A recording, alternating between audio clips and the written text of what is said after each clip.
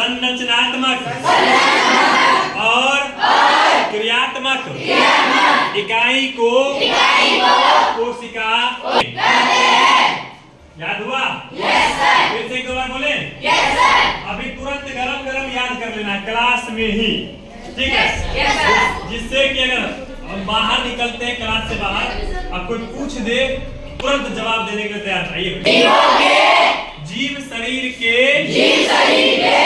संरचनात्मक एवं कार्यात्मक क्रियात्मक इकाई को कोशिका कहते हैं। याद हुआ? एक बार और हम याद करवाते हैं और तुरंत याद कर लेना और देखते कितने बच्चे को याद होता है। बढ़िया से गौर सुनना है। जीवों के संरचनात्मक और क्रियात्मक इकाई को कोशिका कहते हैं। इतना बात में कोई दिक्कत? अब इसका मतलब समझिए। आप इस दीवार को देख रहे हैं? यह जो दीवार बना है रे बाबू, किस चीज से? ईंट को मिला के दीवार बना। सीमेंट लगा, गिट्टी, बालू, छड़, सब चीज लगता है घर को बनने में। इसी प्रकार हमारे शरीर को बनने में भी क्या क्या लगता है? क्या लगता है रे? जिस प्रकार दीवार के लिए, छत घर के लिए ईंट है, ठीक उसी प्रकार हमारे शरीर के लिए कोशिका है। कोशिका ही इसका यूनिट है, कोशिका ही इसकी इकाई है। शुरुआत वहीं से मिल करके 10, 15, 100, 50, 10 लाख, 50 लाख कोशिका मिल करके उत्तक बनाता है। एक ही प्रकार के एक ही उद्भव स्थान वाले कोशिकाओं के समूह को उत्तक कह देते हैं। तो कुल मिला के बात ये हुआ कि सबसे नीचे की चीजें जो है वह कोशिका है। जैसे इस बिल्डिंग 4 मंजिल 5 मंजिल बिल्डिंग बनने में ईंट चाहिए कि नहीं चाहिए? क्या बिना ईंट का बिल्डिंग बनेगा? उसी प्रकार बिना कोशिका के हमारे शरीर का निर्माण। हम लोग देखते हैं मुंह का, नाक, आंख, मुंह, दांत, जितना भी हमारे शरीर का अंग है उस सभी अंगों का निर्माण जो है वह किसके द्वारा? समझ में आया? तो एक बार हम फिर से कहते हैं, आप लोग मेरे साथ कहिए और याद कर लीजिए तुरंत अभी गरम गरम। कहिए जीव शरीर के जीवों के संरचनात्मक एवं तुम नहीं बोल रहा है? बोलो।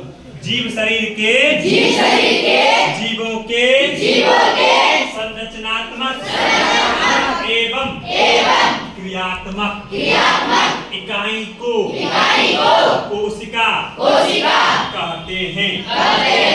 कोशिका कहते हैं। समझ में आया?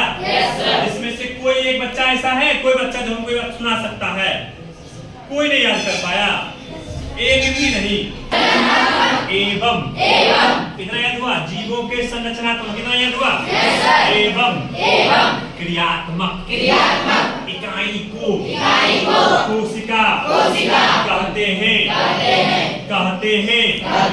इसका मतलब समझिए कि आप कुछ काम अगर करते हैं, कोई क्रिया करते हैं, तो उसके लिए भी कोशिका का होना आवश्यक है। अगर आप कोई काम कर रहे हैं, आप अपने हाथ से लिखते हैं, पढ़ते हैं, कोई सामान को उठाते हैं, जब पढ़ते हैं मुंह से, हाथ से नहीं पढ़ता है, तो मुंह उल्टाता है। तो मेरे कहने का मतलब है कि कोई काम अगर करते हैं, क्रिया करते हैं, कार्य करते हैं, तो उसके लिए भी कोशिका जरूरी है। अगर कोशिका नहीं रहेगा तो फंक्शन कैसे होगा, वर्क कैसे होगा हमारे पास? बात समझ में आ रहा है? तो शरीर के निर्माण के लिए भी और शरीर के द्वारा कोई कार्य हो, इसके लिए भी कोशिका का होना आवश्यक है। बात समझ में आया? तो हमारे अस्तित्व के लिए कोशिका जरूरी है, आवश्यक है। बात समझे?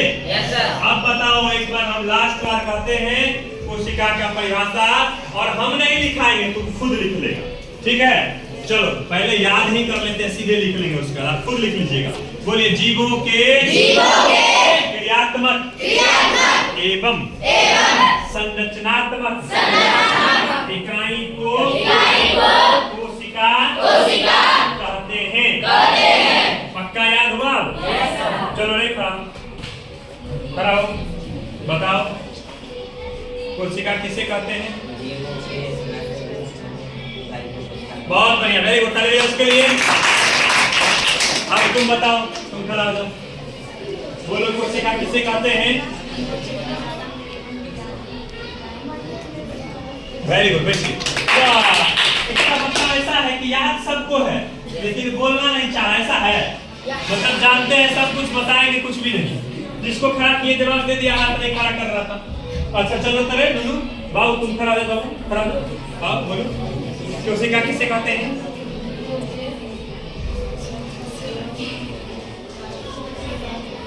क्रियात्मक इकाई को कोशिका। वेरी गुड, चलिए बैठिए। सबको याद हो गया?